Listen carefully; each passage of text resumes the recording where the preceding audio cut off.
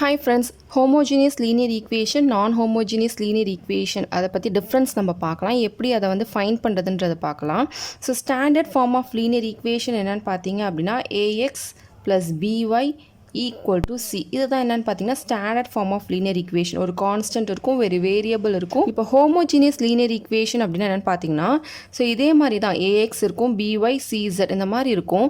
அந்த ஈக்குவல் டுக்கு அந்த சைடு இருக்க கான்ஸ்டன்ட் வந்து எப்படி இருக்கும் அப்படின்னா ஜீரோவாக இருக்கும். ஜீரோவாக இருந்துச்சு அப்படின்னா அது வந்து homogeneous linear equation.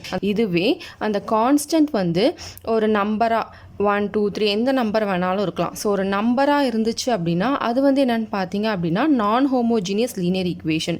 So A X plus B Y plus C Z equal to some number, ஏதோ ஒரு நம்பர் இருந்துச்சு அப்படின்னா அது நான் ஹோமோஜீனியஸ் லீனியர் ஈக்குவேஷன். இதே ஹோமோஜீனியஸ் லீனியர் ஈக்குவேஷன் அப்படின்னா என்னென்னு பார்த்தீங்கன்னா அது வந்து எப்பயுமே அந்த கான்ஸ்டன்ட் வந்து ஜீரோவாக மட்டும்தான் இருக்கும். ஓகேவா?